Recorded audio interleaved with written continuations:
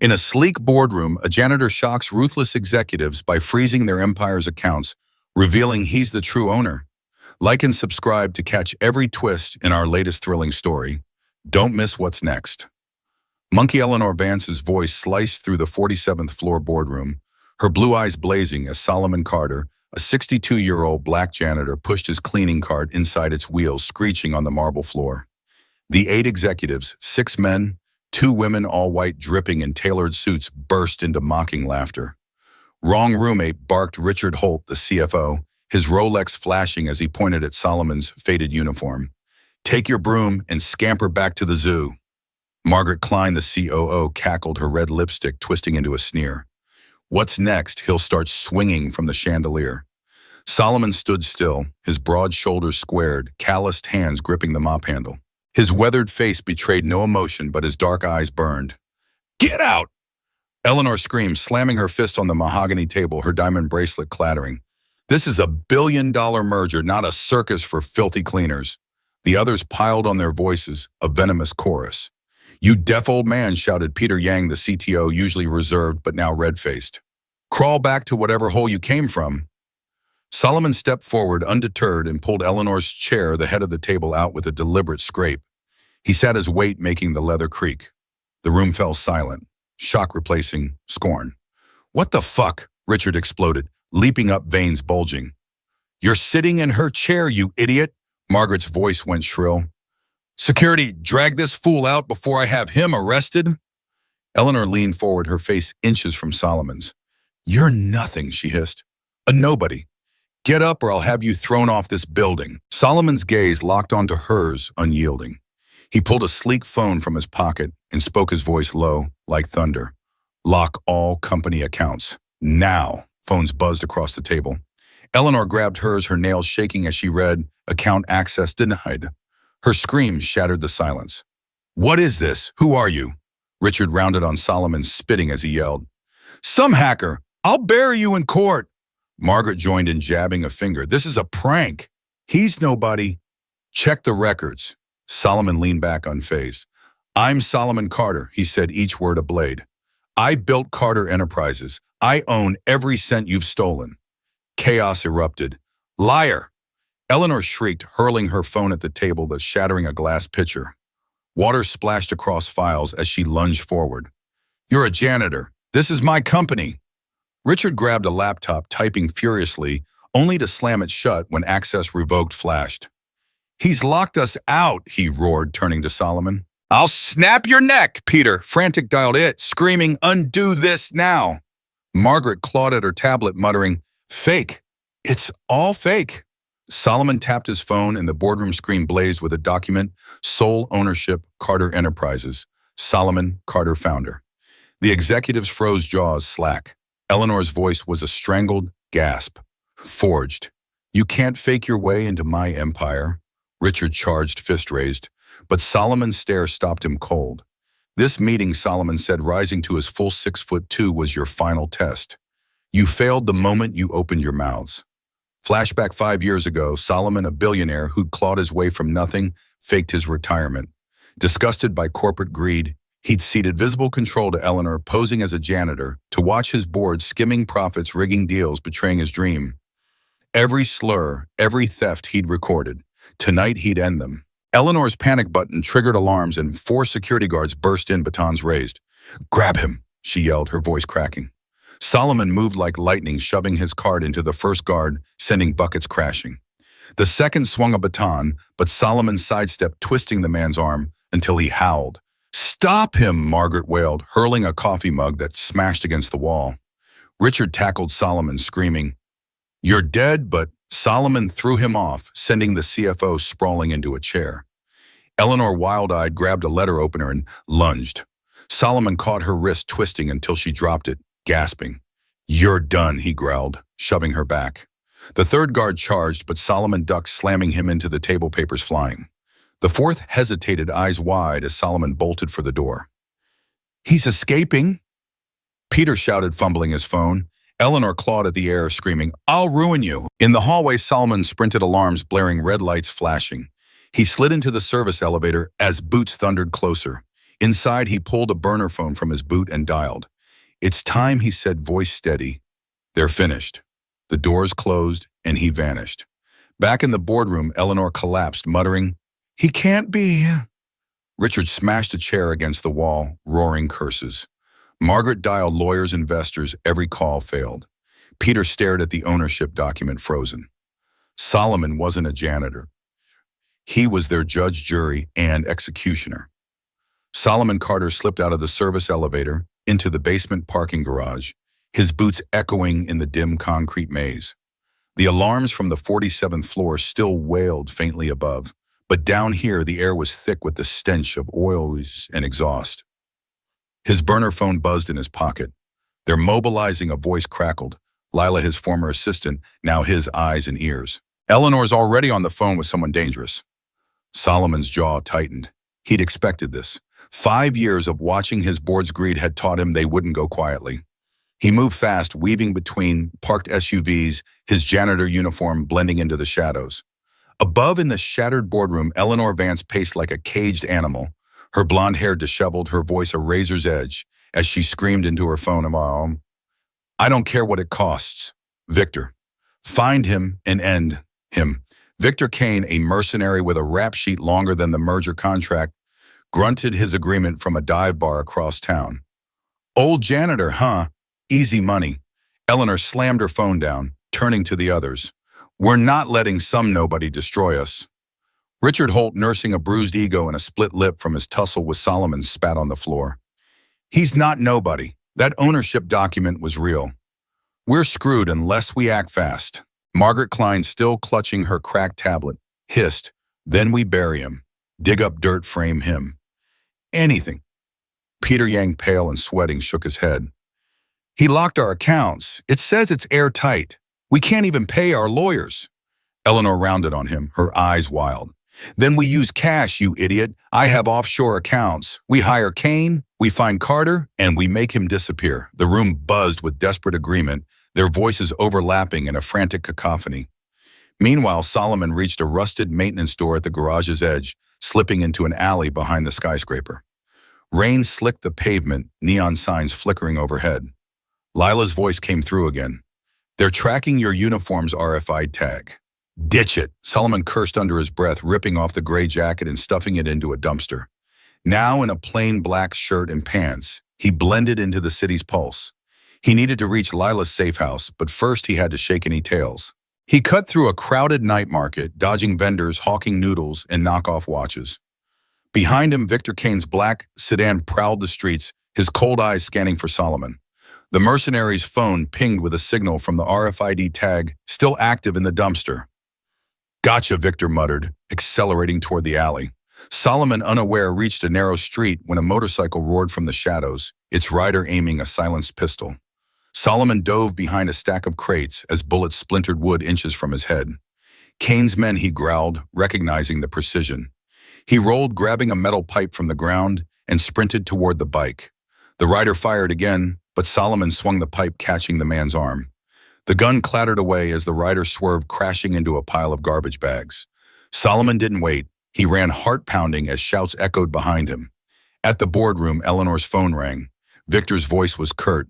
"He's slippery. Took out one of my guys. You didn't say he could fight." Eleanor's face twisted. "I don't care. Double the price. Just get him." Richard, eavesdropping, grabbed her arm. "You're burning through our slush fund. What if we can't unlock the accounts?" Eleanor shoved him off. "Then we sell the company tonight. I've got buyers in Dubai. Carter won't live to see morning." Margaret overheard, her eyes narrowing. "You're cutting us out, aren't you?" she accused, stepping closer. Eleanor laughed, cold and sharp. "Survive first, then whine." The room descended into shouts, accusations flying as trust crumbled. Across town, Solomon reached a graffiti-covered warehouse, Lila waiting inside. A wiry woman in her 40s, she handed him a laptop. "They're panicking," she said, pulling up hacked security feeds. "Eleanor's hired Kane, and they're pushing to sell the company." Solomon's eyes darkened. "They're faster than I thought." Lila tapped the screens, showing a wire transfer to Victor's account. "Kane's not cheap. You need to move before he finds you." Solomon nodded, memorizing the mercenary's face from a grainy photo. "Get me into their server room tonight. I need proof of their embezzlement." Lila hesitated. That's suicide. Kane's hunting you. Solomon's voice was steel. I didn't start this to lose. As he spoke, Victor's sedan screeched to a stop outside the warehouse, his men fanning out. Solomon heard boots on gravel and grabbed a crowbar from a nearby table. They're here, he whispered. Lila killed the lights, and the warehouse plunged into darkness, the sound of breaking glass shattering the silence. Glass shattered in the warehouse as Victor Kane's men breached the door, their boots crunching on debris. Solomon Carter gripped the crowbar, his pulse steady despite the chaos. Darkness cloaked the room, broken only by slivers of moonlight slicing through cracked windows. Lila crouched beside him, her breath shallow, clutching a switchblade. 5 of them, she whispered, eyes darting to the shadows where flashlights flickered. Solomon nodded, his years of planning sharpening his senses. He'd faced worse odds before, back when he was building Carter Enterprises, from nothing dodging loan sharks and rival gangs. Victor's voice, cold and gravelly, echoed through the warehouse. Carter, show yourself or we start shooting. A gunshot cracked, the bullet ricocheting off a metal beam. Lila flinched, but Solomon grabbed her arm, pulling her behind a stack of crates. Stay low, he hissed, moving silently toward the nearest attacker. The man, a hulking figure in tactical gear, swept his flashlight across the room. Solomon lunged, slamming the crowbar into the man's knee. The thug screamed, collapsing, his gun skittering across the floor. Solomon snatched at a Glock and fired a warning shot into the ceiling. Next one's in your head, he roared, diving behind a forklift as return fire erupted. Bullets tore through crates, splintering wood. Lila scrambled to the laptop, frantically uploading the hacked security feeds. I'm almost in, she yelled. Victor's laugh cut through the gunfire. You're trapped, old man. My client wants you in pieces. Solomon's mind raced. Client, Eleanor. But how did Victor find the warehouse so fast? Someone had tipped him off, Lila. No, she'd risked too much. Someone else in the company, someone close. He shoved the thought aside as 2 more thugs advanced their flashlights, pinning his position. Solomon rolled, firing the Glock, catching one in the shoulder. The man dropped, cursing, as the other charged. Solomon swung the crowbar, cracking the thug's jaw, sending him sprawling. Lila now, he shouted. She hit enter and the laptop pinged access to the company's server granted. Got it, she called, but a bullet grazed her arm, blood soaking her sleeve. She gasped, dropping the switchblade. Solomon sprinted to her, dragging her behind a steel drum as Victor's men regrouped. You're hit, he growled, tearing his sleeve to bind her wound. I'm fine, Lila panted, shoving the laptop into his hands. Go, I'll cover you. She grabbed the fallen thug's gun, her face pale but fierce. Solomon hesitated, then nodded. He bolted for the back exit, the laptop tucked under his arm. Victor's shout followed. He's running, cut him off. Outside, the rain-soaked alley was a labyrinth of dumpsters and chain-link fences. Solomon sprinted his boots, splashing through puddles, the Glock heavy in his hand. Headlights flared behind him. A black van screeched around the corner. Victor at the wheel, his remaining man leaning out the window with an assault rifle. Solomon dove behind a dumpster as bullets sprayed sparks flying off the metal. He fired back, shattering the van's windshield.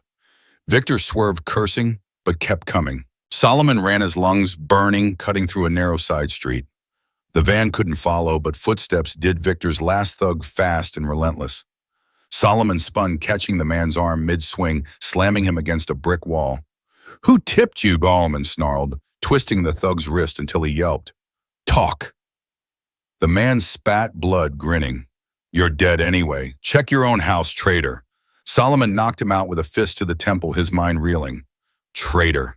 Someone inside his circle. He kept moving the laptop, his only leverage. Across town, Eleanor Vance stood in her penthouse office, staring at a burner phone. He's still alive, she screamed at Victor's update. Richard Holt, pacing nearby, grabbed her shoulder. You said Kane was the best. Now Carter's got our server access. Eleanor slapped his hand away. Shut up, I'm fixing this. Margaret Klein, eavesdropping, from the doorway stepped, in her voice venomous. Fixing it? You're sinking us all, Eleanor. I'm calling the Dubai buyers myself, Eleanor lunged, grabbing Margaret's blouse. Betray me and you're next. The women grappled, papers flying, as Richard tried to separate them, shouting, We're imploding.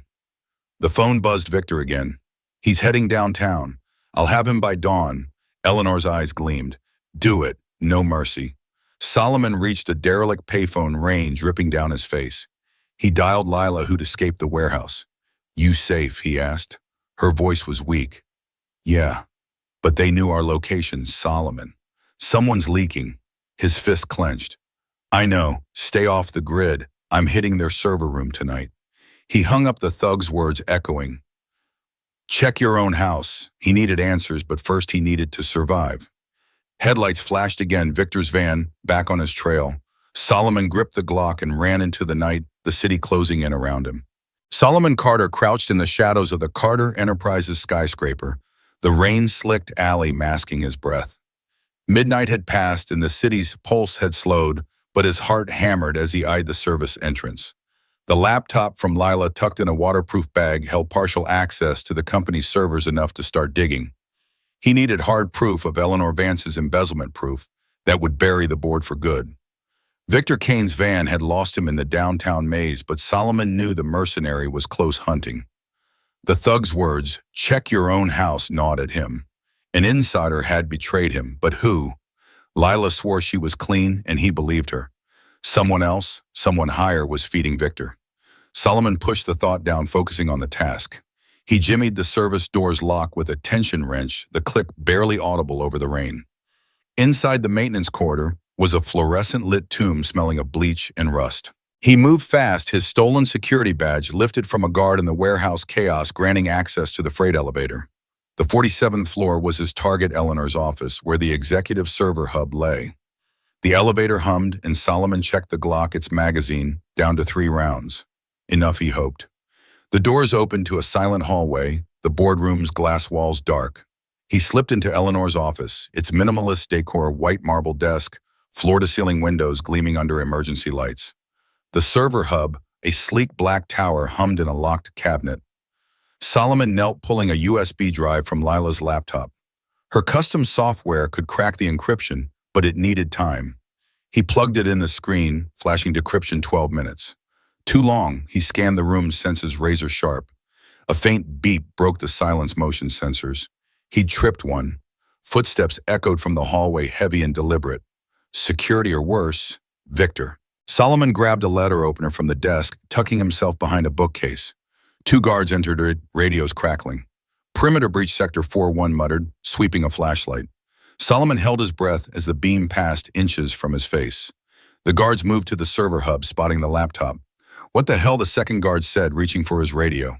Solomon struck, slamming the letter opener into the first guard's hand. The man screamed, dropping his flashlight. Solomon tackled the second, pinning him to the floor, fist crashing into his jaw. "Who sent you?" Solomon growled. The guard spat blood. "Vance, she's got everyone on alert."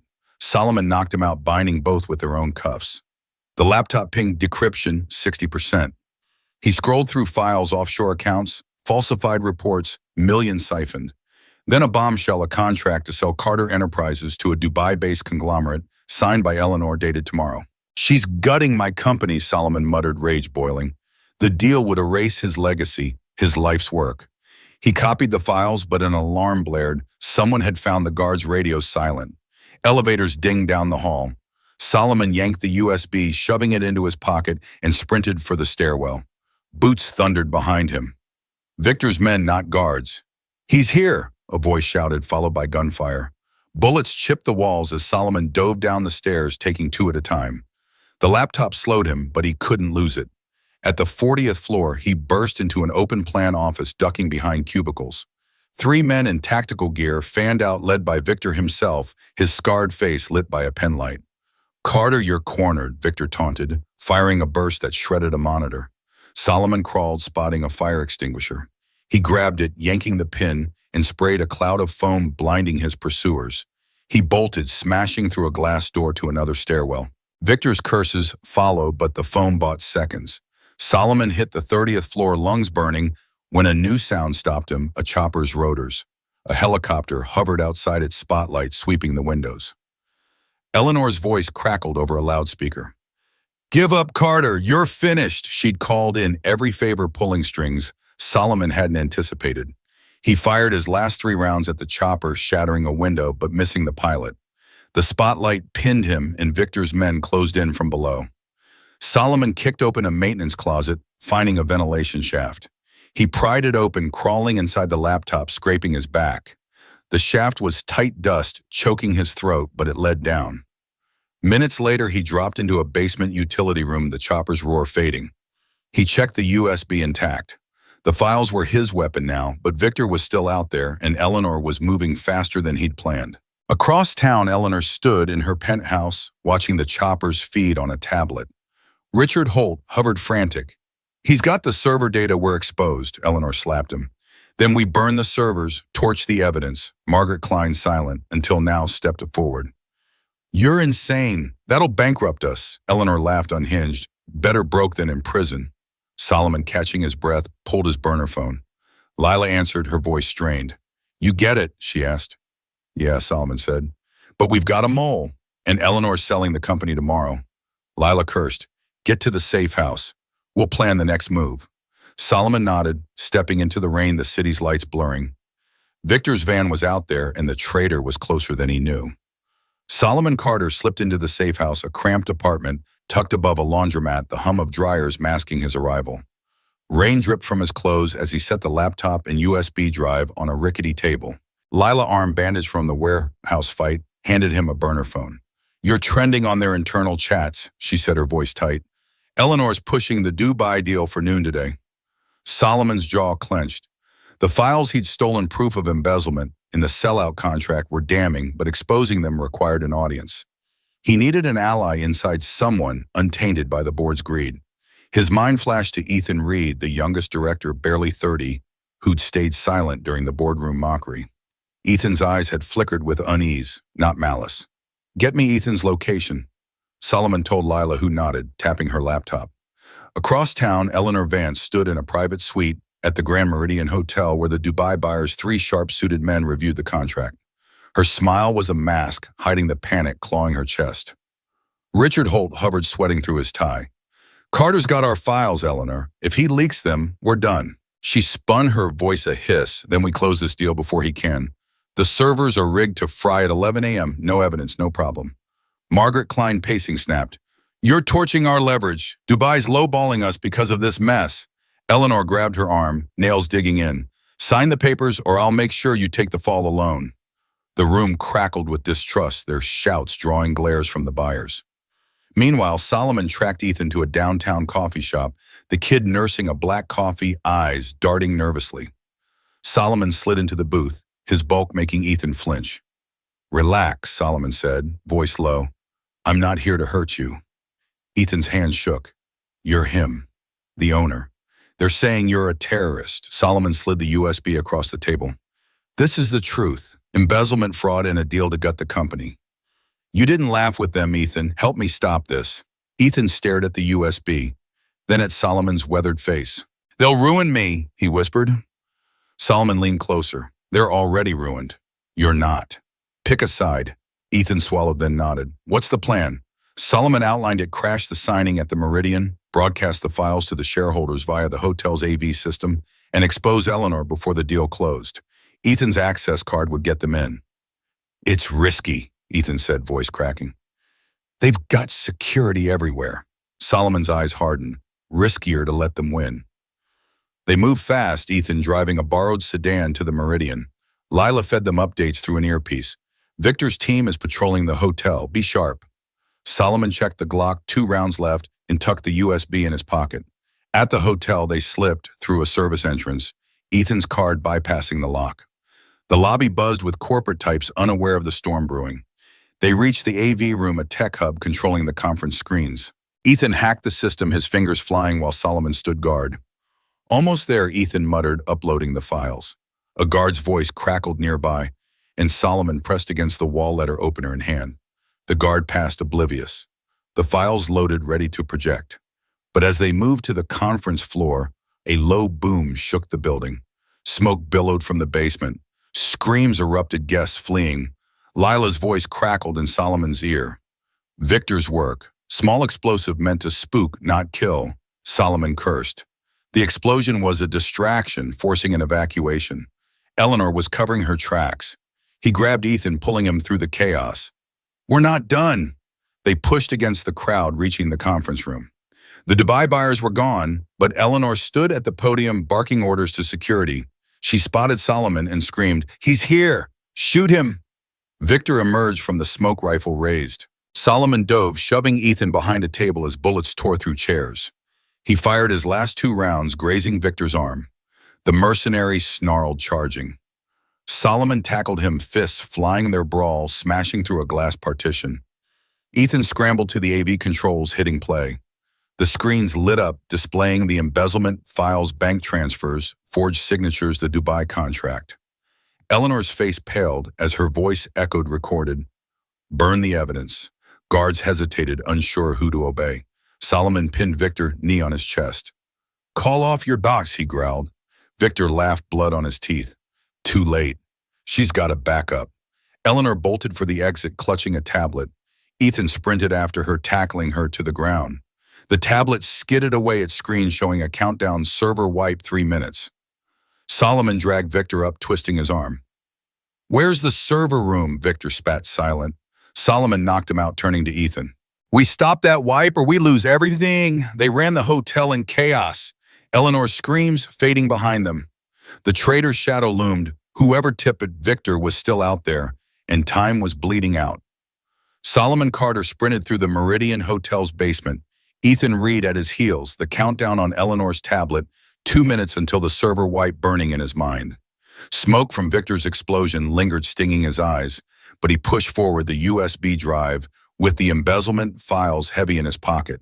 The server room was close, but Victor Kane's men were closer, their boots echoing in the concrete halls.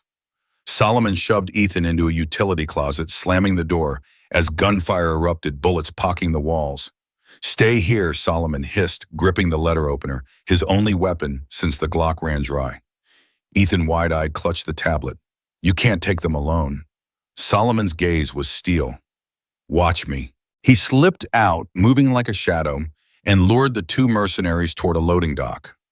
The dock opened to a derelict warehouse across the street, its rusted beams and broken windows, a perfect battleground. Solomon dove inside, drawing them away from Ethan.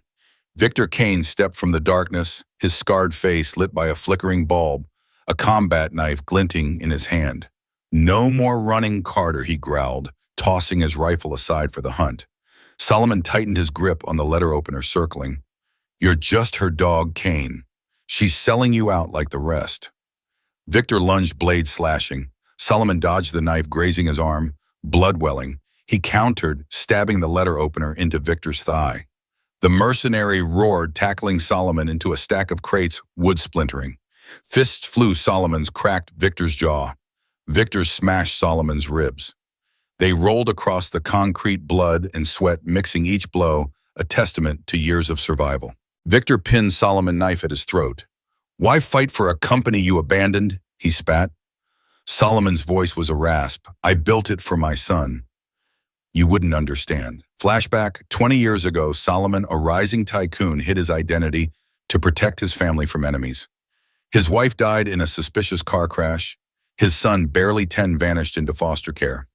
Solomon stepped back from the spotlight, becoming a janitor, to search for him, watching his company rot under Eleanor's greed. The memory fueled him. He headbutted Victor, breaking his nose, and kicked free, scrambling for a rusted pipe. Victor charged, but Solomon swung, cracking the mercenary's shoulder. Victor staggered, knife clattering away. Solomon didn't stop, driving the pipe into Victor's gut, dropping him. "Stay down!" Solomon panted, but Victor laughed, blood bubbling. "You're too late. She's already won."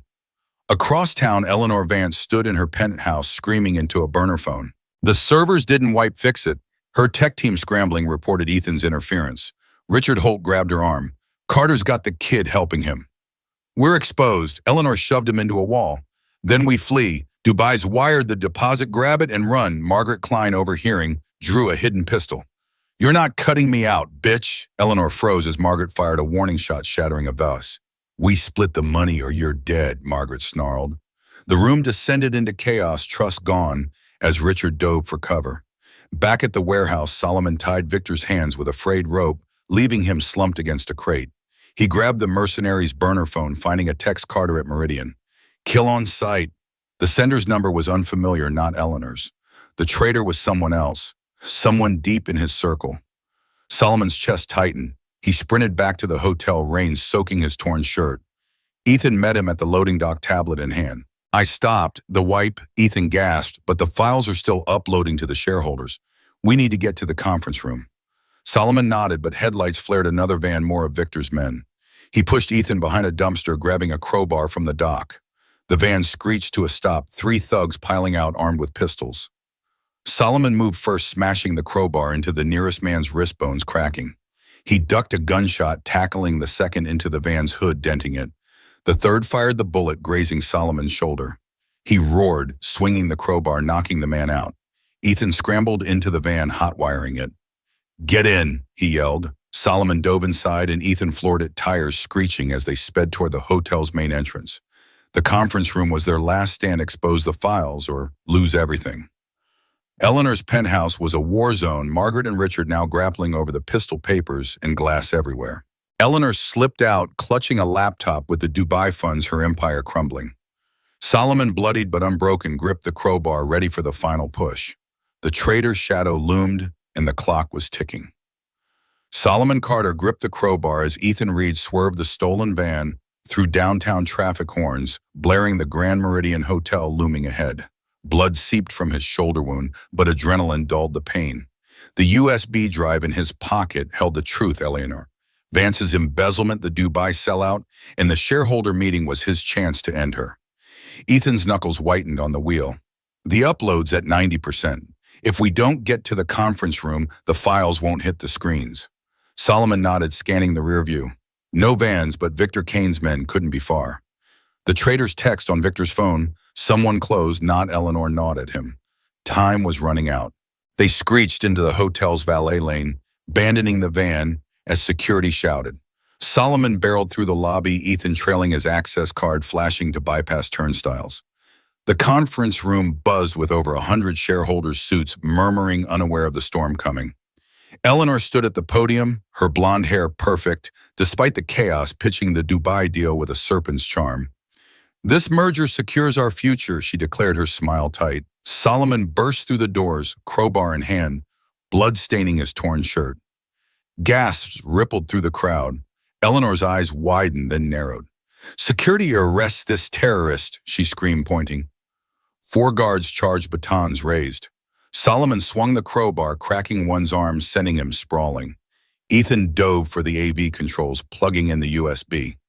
"It's live," he yelled as the screens flared, showing bank transfers which forged contracts in Eleanor's signature on the Dubai deal. Shareholders shouted, some standing, others grabbing phones.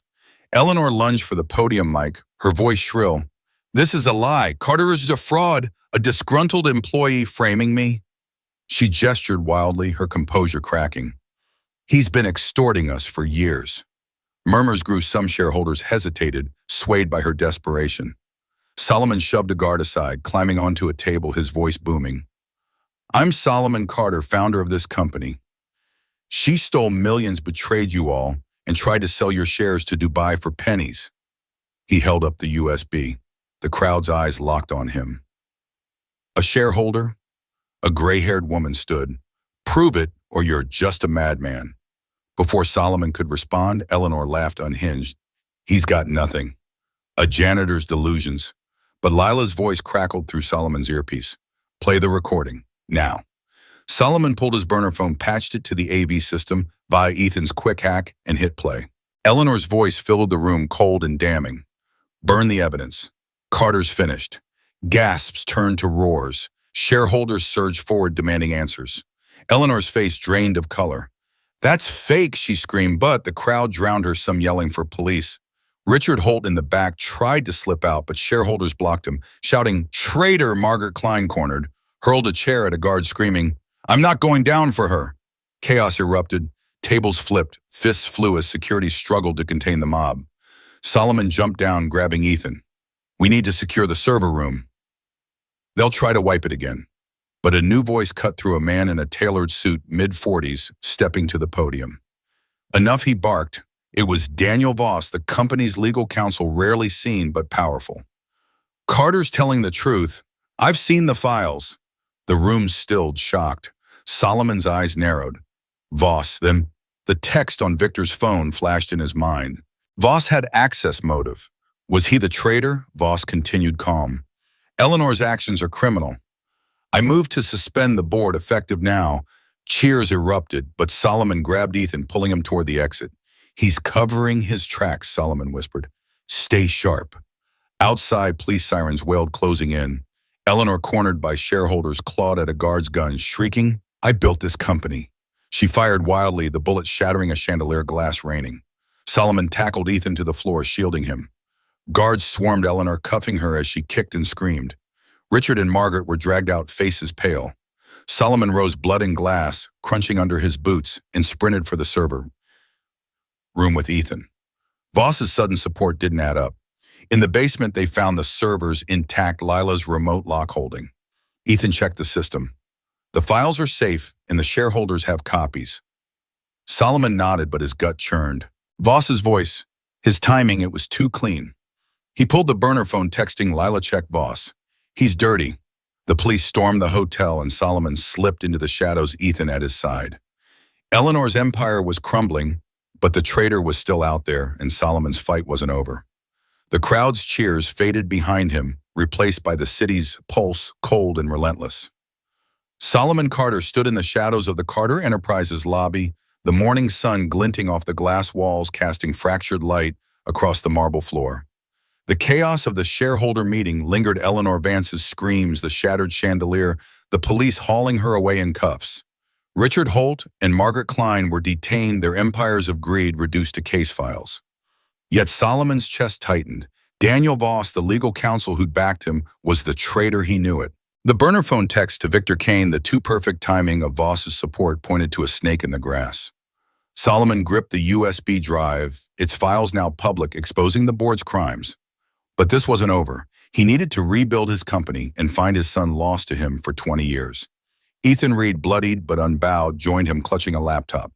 Shareholders are voting to reinstate you as CEO, Ethan said, voice hoarse. Voss is pushing for a board seat, though, says he's your ally. Solomon's eyes darkened. He's no ally. Get me his communications, every email, every call.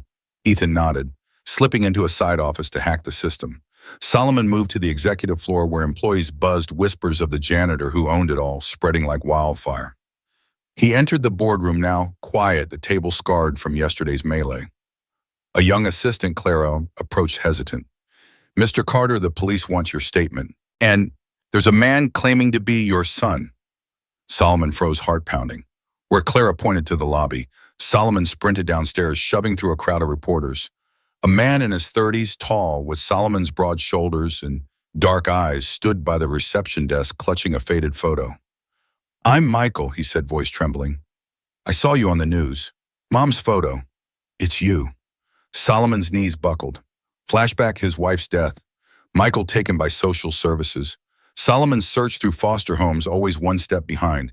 He'd hidden as a janitor to protect his son from enemies, but the trail had gone cold. Now Michael was here.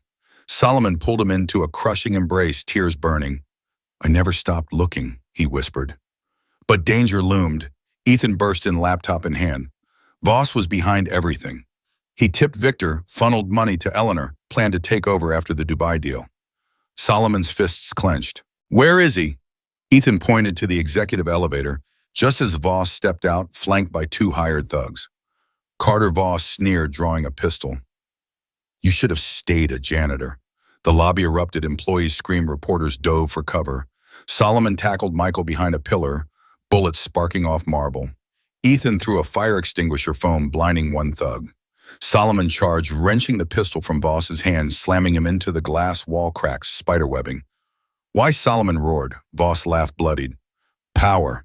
You were too weak to keep it. Solomon knocked him out, the second thug already cuffed by security. Police swarmed, dragging Voss away. Michael rose, shaken but unharmed. Is this your life? He asked, half smiling. Solomon shook his head. Not anymore. Days later, Solomon stood before a restructured board, Ethan and Clara at his side, loyal employees promoted to leadership. He slashed executive bonuses, redirected funds to workers, and launched a foundation in his wife's name. The company, his legacy, was reborn. He turned to Michael now, working as his advisor.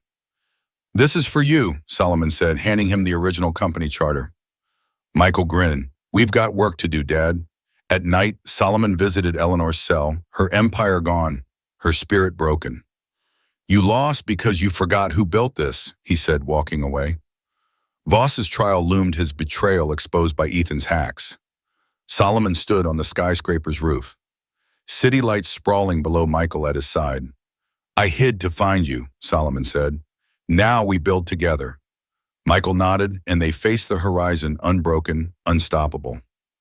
The traitor was gone, the company was his, and his son was home. From a janitor's bold reveal to toppling a corrupt board, Solomon's fight for justice captivated us. Thanks for listening. Please like, share, and subscribe with notifications on to never miss our newest stories.